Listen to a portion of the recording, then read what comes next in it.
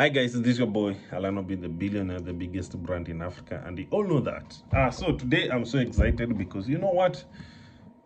Apple are releasing the iPhone 16 today and many other products. Like maybe I feel like they'll be also producing the M3, if I'm not wrong, and the other products like the watch. But here's the thing: every time iPhone plans for this event, many people it creates a lot of anticipation in people. Many people are and want to hear what iPhone has this year. So you can go back and check some of the events they have been doing, and I feel like this started when Steve Jobs did the first iPhone launch. I think that was iPhone 4, if I'm not wrong.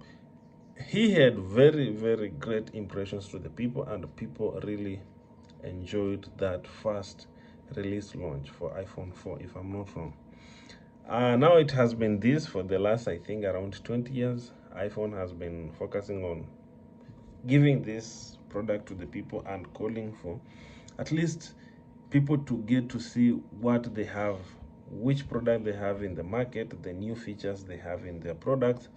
And it has been very exciting to the people, and it has always been treated as a very special event for me and for other people. Because look, if you check right now,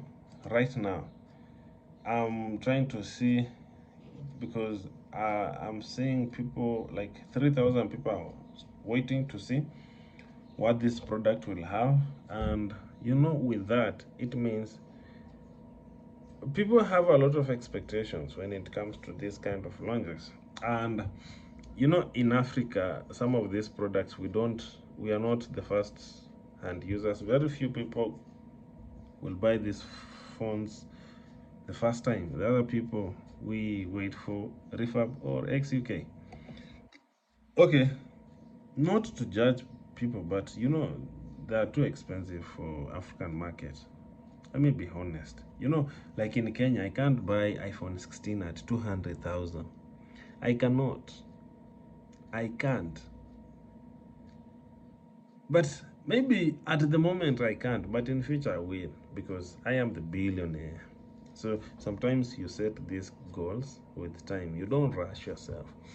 Because I've been using this product, like for example, when I started using Apple products, I started with iPhone 6. This is iPhone 6s. So I started with the iPhone 6. It was stolen. I bought this iPhone 6s.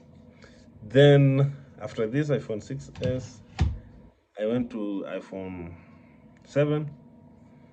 I I was on a motorbike, then it dropped. Somebody picked it, and he never gave it back to me.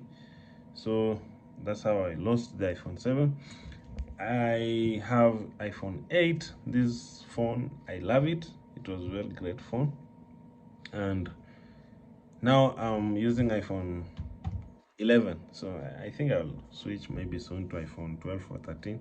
But I just wanted to buy this phone so that I can be able to experience how was iPhone 6, how was iPhone 7, how was iPhone 8, and that experience is what makes people feel. And I feel like that's what makes people want to see what Apple has for the next launch. Because when I used iPhone 6, I could see the difference between iPhone 6 and iPhone 7.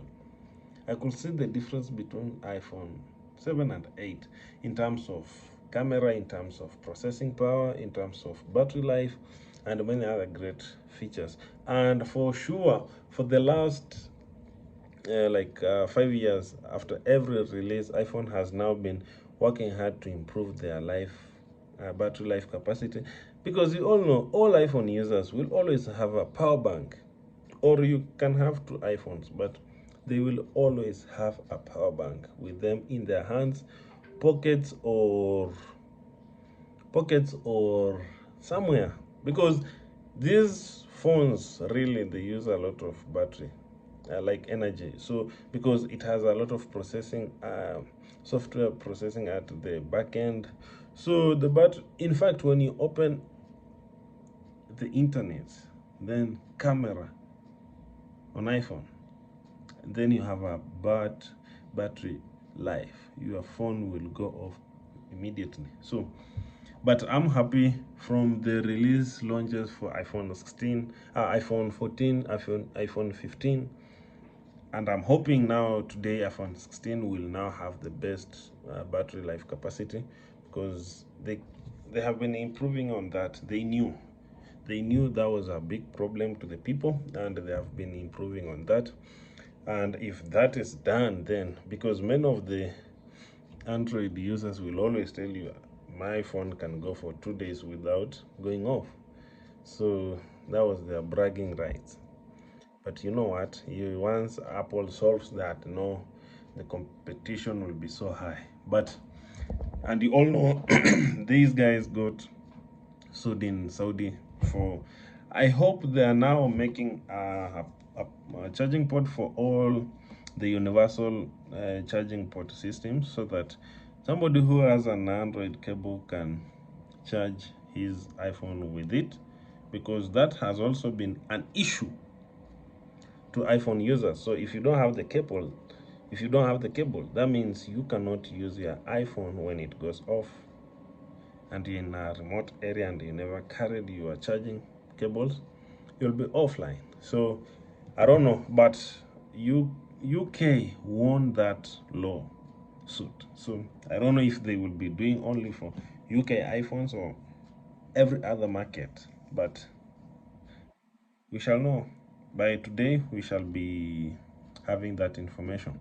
And the other thing is, with iPhones, the good thing is, I think iPhone 16, I'm pretty sure iPhone 16 Pro Max, they will improve on camera capacity, because the last iPhone they had worked on stabilization. So the creatives or the videographers had the chance of using iPhones without worrying the movement. And handheld cameras, they're always shaking. So iphones iPhone 16, they had worked on that stabilization, so that people who uses their hands to shoot can get clear videos without shaking.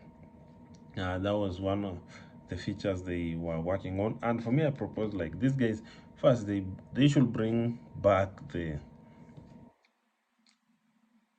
iPhone earphones cable.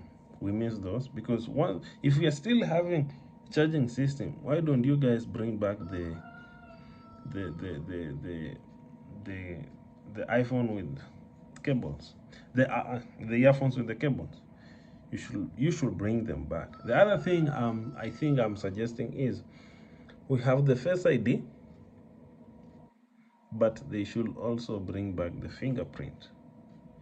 Because one thing is, once your Face ID is spoiled, it's too expensive to repair in Kenya, by the way.